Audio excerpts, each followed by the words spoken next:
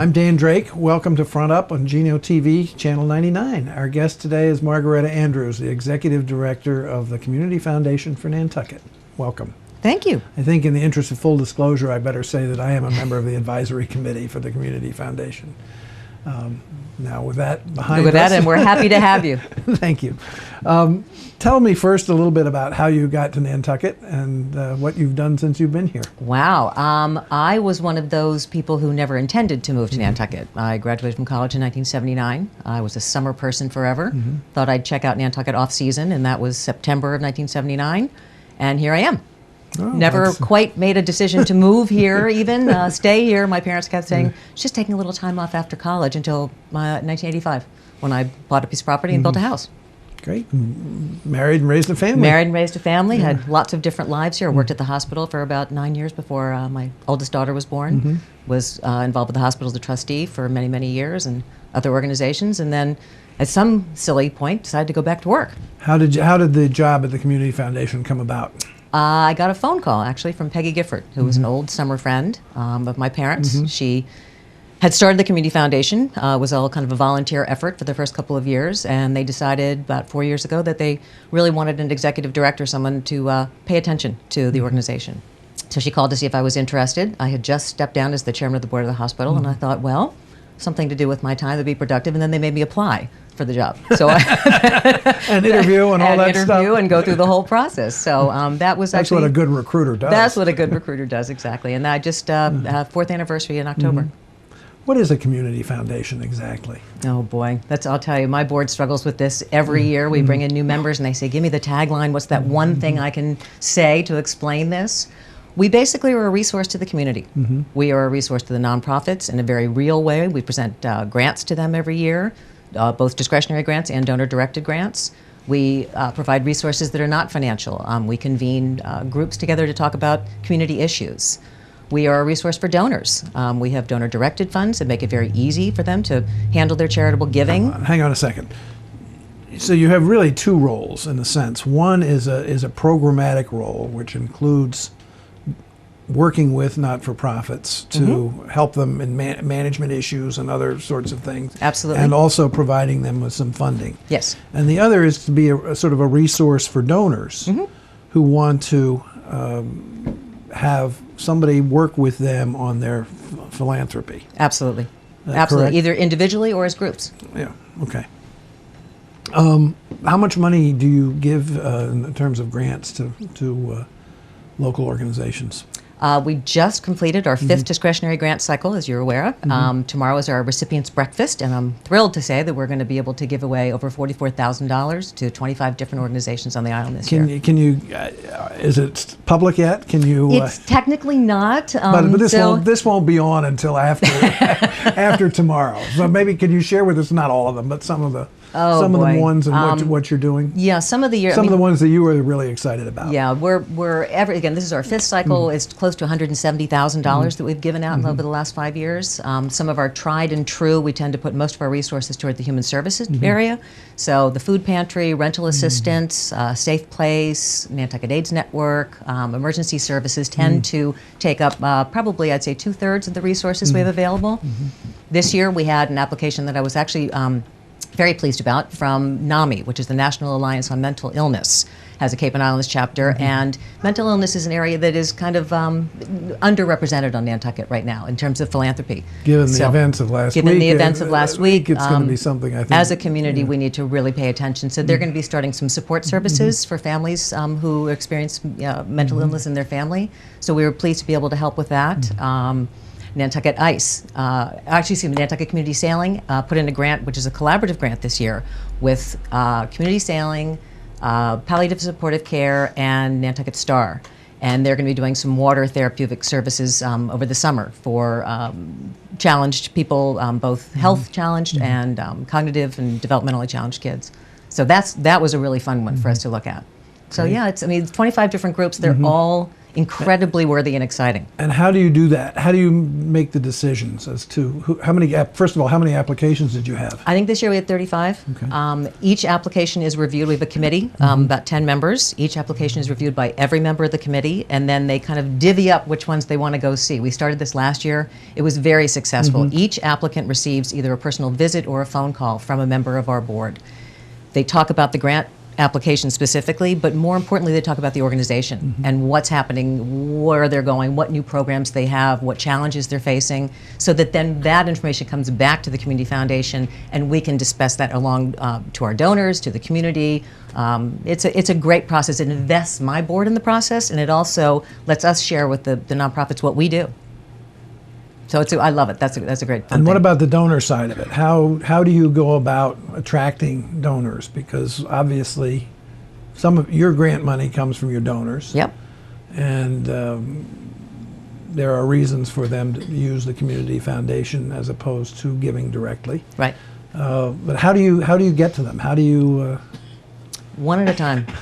We are finding that it with really difficulty is. with difficulty? And not really difficulty. It's just you have to have the conversation to make them understand how easy we can make it.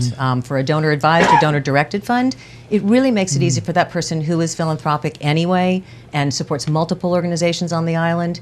One check to us, they direct to us where those dollars go at any given point. At this time of year, it's crazy, as you can imagine. But at the end of the year, when they're doing their taxes, they don't have to be looking for 15 different receipts from 15 different organizations. They're just looking for that one letter from us. So that makes it easy. Some people really love to write the 15 checks, and God love them. We are here to promote philanthropy through us or directly. So that's a really easy equation. We're in competition these days with some of the big investment groups, Fidelity, Schwab. They're making it pretty competitive for people to do giving, I don't know what they're, giving funds, basically, charitable funds through them. Community foundations, 70 years ago, started the whole concept of a donor advised or a donor directed fund. And it's a fairly recent phenomenon with these other groups. They can make it very competitive. It's hard for us to compete with the fees that they charge. But there's no local knowledge there. I would really challenge the fact that you're spending a fee to manage the fund to a big organization that is not going to tell you where the opportunities are for philanthropy on the island. There's no local knowledge, and the fee goes to Fidelity versus the fee going to the Community Foundation for Nantucket, which is here to support Nantucket. So that's a one-on-one conversation because numerically I can't beat what they can do. But I can tell you, I think that there's a real case to be made to keep that local. There is an advantage, as I understand it, to using the Community Foundation as a vehicle for giving as opposed to somebody's own family foundation. There are some competitive strategies. Depends on the size of the foundation, to be very honest. What I say to people, if they're thinking about creating a family foundation, talk to us first. We think we can actually accomplish what they're trying to do for a much less onerous dollar amount. There's no administrative group that they're dealing with. It's just a fund, and they're dealing with me. So that if it's a large foundation, there might be a case to maybe keep it separate. But if it's a relatively small, under $5 million, that really community foundations, I think, can provide that same service much more economically, and again with that very good local knowledge. What do you think has been your greatest accomplishment since you've been in the job? Oh boy. Wow, that's hard. The greatest accomplishment and the part of it that you've enjoyed the most. I have to tell you, I really enjoy every day. Sometimes I say I'm a little schizophrenic because every day is different.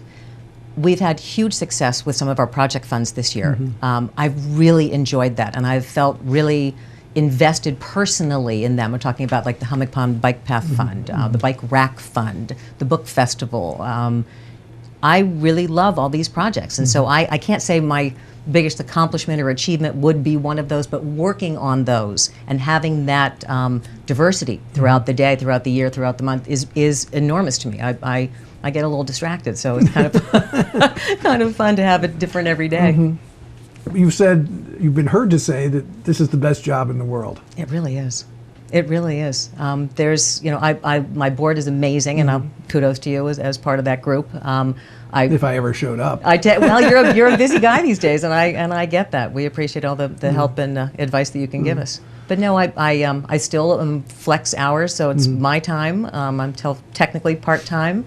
I have an assistant, which makes my life just, oh my gosh, Manon Mullen, who is amazing.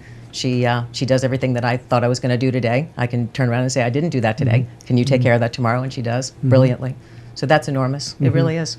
It's just, the Community Foundation is an amazing, amazing organization. And I've said to people, if you think you have a community issue that requires some funding in some way, call us, because I have to say, I think we could probably wrap a fund around that and make it happen. So there's a beginning and an end, and that makes everybody feel good. Let's go back to this human services for a moment. The town essentially got out of the human services business 3 or 4 years ago when they cut the 2 positions, I guess there were in the human services. It was a very small part of the town's budget anyway. Right. I think there still is a position there. Pam Miriam, I believe, is holding that position. Okay. But who has stepped in to fill the void that change created, and how is the Community Foundation fit into that process? Yeah. We actually funded an initiative a couple of years ago. We hired a consultant to take a look at the human service providers on Nantucket and those off of Nantucket that provide to our local citizens. We were very successful in just determining who they were and what they did, and that was an enormous undertaking. The town didn't have the resources to even do that, so I feel really good about that. We were able to produce and distribute directories of service based on type of service to elders, to the people who are challenged, to low income, children, elders, that sort of thing. The next big step that we committed to the town that we were looking into to try and do was a full-blown needs assessment. At least an updated needs assessment hasn't been done since 2006. We found a little funding challenge. To really do this well, we're talking probably $30,000, $35,000 to do a statistical analysis. So there's been lots of discussion in the community, including the Council for Human Services, where I serve, to take another look at that. Is there a way that we can do this on a volunteer basis without expending those kind of dollars? The town's role, I'm not quite sure what that might be. I said Pam Miriam is the Director of Human Services, I think that's her title, is very supportive of this. There may be a way that through the CRC that there would be some funding available for a smaller analysis that wouldn't be quite as expensive. I'm all for doing studies, but I'm not sure that that's the best use of our resources right now. We need to provide the services and provide them well. Our goal is to streamline them, and the goal is to have the human service area be a service area that is worthy of the support of the community, whether that's private or town. If resources weren't and time weren't an issue at this point, would we have fun? How would you have fun? What would you do? What are sort of the things that are on your list to accomplish that? Wow. For the community, I would say we really do need a needs assessment. I mean, that would be an outside organization coming in and doing a statistical analysis and questionnaires and all that entails. And it's really onerous and it's very time consuming and very expensive. If the Community Foundation had all the resources that we wanted and needed, I would love to provide more services to the nonprofits on the island. There's a need for combined services, whether they be administrative, whether they be how to best direct your own donors. That's really what we should be doing, and we just don't have enough of our own resources to provide that. Whenever those opportunities come across my desk in terms of an email or a free webinar or that sort of thing, I disperse that information to the nonprofit groups. But other than that, we really don't have much else to do. How many nonprofits are there on Nantucket? Oh, that's a tough one.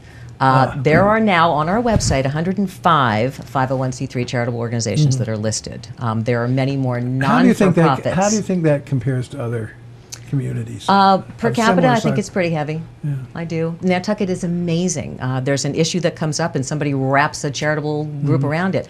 I'm here to say, talk to us first, because I do think that there are some that are out there, and full disclosure, I helped start Nantucket Student Lacrosse. That was a 501c3 charitable organization to provide that for these kids on Nantucket. If there'd been a community foundation in existence 15 years ago, all we needed was a fund.